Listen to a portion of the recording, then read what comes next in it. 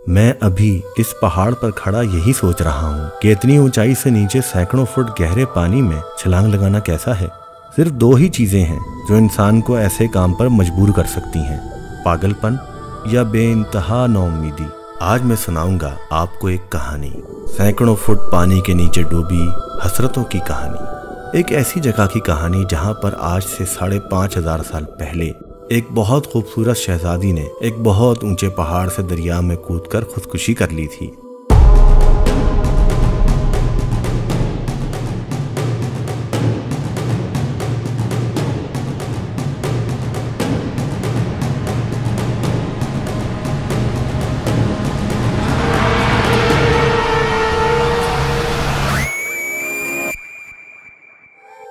जिन पहाड़ों के दरमियान मैं इस वक्त खड़ा हूँ, इन्हीं पहाड़ों से आज से 5,500 साल पहले एक हिंदू शहजादी ने हजारों फुट नीचे गहरे और ठंडे पानियों में छलांग लगाकर अपनी जान दे दी थी। वजह क्या थी? बेइंतहा मायूसी। आखिर ये शहजादी थी कौन, इसका नाम क्या था और इसने खुदकुशी क्यों की? आइए मैं आपको तफसील बताता हूँ। इस पूरे इलाके पर आज से 5,500 साल पहले एक हिंदू राजा दुर्योधन की हुकूमत थी। इसी दुर्योधन का जिक्र हमें महाभारत में भी मिलता है। दुर्योधन की सल्तनत की सरहदें पीर पंजाल कश्मीर से दरियाए सिंध और दूसरी जानिब जेहलम और चकवाल तक फैली हुई थी। उसकी सल्तनत का कैपिटल था आज का टैक्सिला, क्योंकि आजकल का टैक्सिला शहर कदीमी गंधारा रियासत का कैपिटल था। दुर्योधन रियासत भारतवर्ष के नाबीना राजा धृतराष्ट्र का बेटा था और उसकी माँ का नाम भी गंधारी था। दुर्योधन का ताल्लुक महाभारत की तारीख के मुताबिक कौरवों से था और कौरवों की राइवलरी थी अपने कजन्स पांडवों के साथ। जब कौरवों की वजह से पांडवों को अपने वतन से भागना पड़ा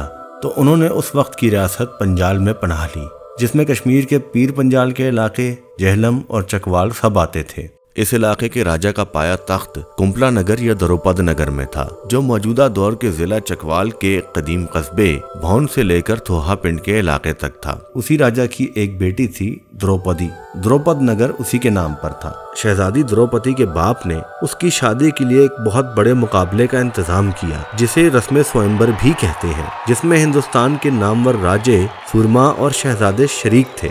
महल के बाहर खुले मैदान में घूमते चक्कर पर एक मछली लटकाई गई, जिसके नीचे तेल से भरा एक बहुत बड़ा कड़ाव था। उस तेल के अक्स में देखकर उस मछली का निशाना लगाना था। पांडवों में अर्जुन बहुत माहिर निशानेबाज था। उसने ताक कर जो मछली को निशाना लगाया तो ये मुकाबला पांडु जीत गए, जिसके बाद शहजादी द्रौपदी की शादी उन 5 भाइयों से कर दी गई। यानी द्रौपदी के बैक वक्त 5 शौहर थे। इस शादी की वजह से पांडवों को चकवाल और कश्मीर की सल्तनत मिल गई।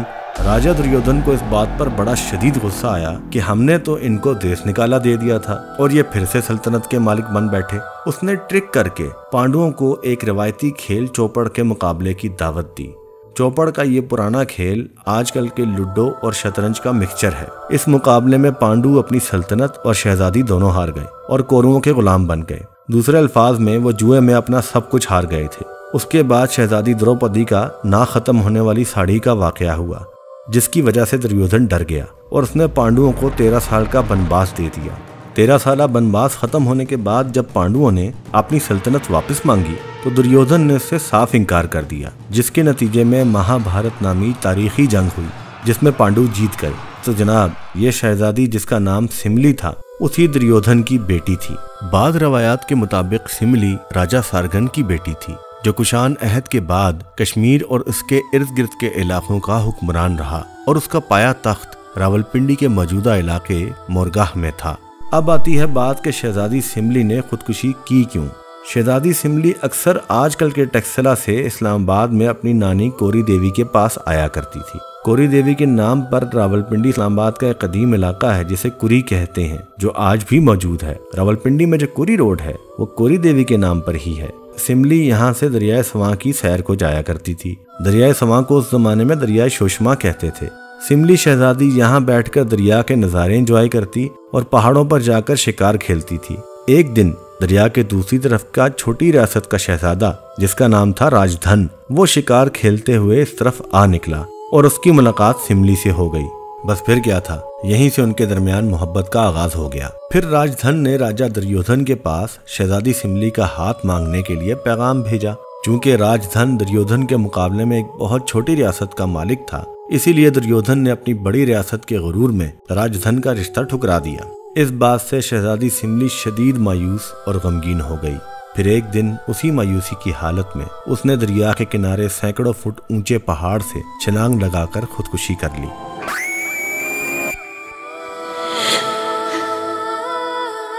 लोक कहानियों के मुताबिक उस दिन दरिया का पानी स्याह यानी बिल्कुल काला हो गया था, लेकिन ये बात सिर्फ एक अफसाना और कहानी ही है जिसका हकीकत से कोई ताल्लुक नहीं।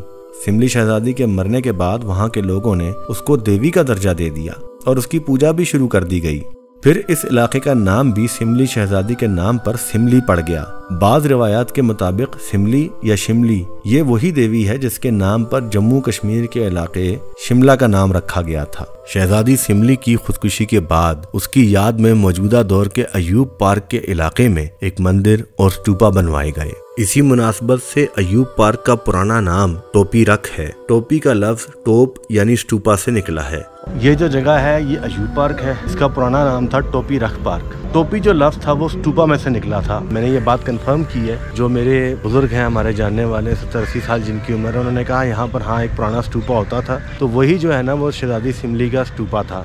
इंटरेस्टिंग बात यह कि यहाँ सामने ही सड़क पार मुरगा का इलाका है जहाँ पर राजा सारगन का पाया तख्त था और इसके बिल्कुल सामने ये टोपी रख पार्क है। तो बंदे के जहन में ये बात आती कि कहीं राजा सारगन ही तो सिमली का बाप नहीं था जिसने उसकी याद में अपने इलाके में ही उसका स्तूपा बनाया हो। इस बात में भी इख्तिलाफ है कि वो राजा सारगन की बेटी थी या दुर्योधन की बेटी थी। जब मजे की बात है कि यहीं करीब से दरिया सवामी गुजर रहा है जो आता बेसिकली पीछे से है, मरी से सिमली डैम से गुजरता हुआ, तो इधर से आगे DHA चला जाता है वो दरिया। जब इस्लामाबाद शहर को पीने का पानी सप्लाई करने के लिए 1983 में यहाँ पर डैम बनाया गया तो सिमली का पुराना इलाका ज़ेरे आब आ गया। इस इलाके के नाम पर इस डैम का नाम सिमली डैम रख दिया गया। यानी इस्लामाबाद शहर का ये मशहूर डैम एक हिंदू शहजादी के नाम पर है। आज भी गर्मी की सताई आवाम के लिए ये जगह किसी नेमत से कम नहीं। यहाँ का पानी सख्त गर्मी में भी बर्फ की तरह ठंडा होता है क्योंकि ये पानी मरी के पहाड़ों के ठंडे चश्मों से आ रहा है। वैसे शायरी का ज़ौक़ रखने वाले अफसाना निगार इस ठंडे पानी को सिमली शहजादी की सर्द और उदास आहों से ताबीर करते हैं।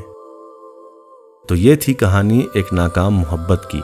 ज़रूरी नहीं कि हर लव स्टोरी नाकाम एंडिंग पर ही ख़त्म हो, कुछ कामयाब भी होती हैं जैसे कि हमारी। चलें ये कहानी मैं आपको फिर कभी सुनाऊंगा। अगर आपको आज का वीडियो अच्छा लगा हो तो मेरे चैनल हम्बल क्रिस को सब्सक्राइब करना बिल्कुल मत भूलिएगा। और हाँ, एक बहुत ज़रूरी बात, इस वीडियो को लाइक और शेयर करना बिल्कुल मत भूलिएगा। आपके वक्त का शुक्रिया।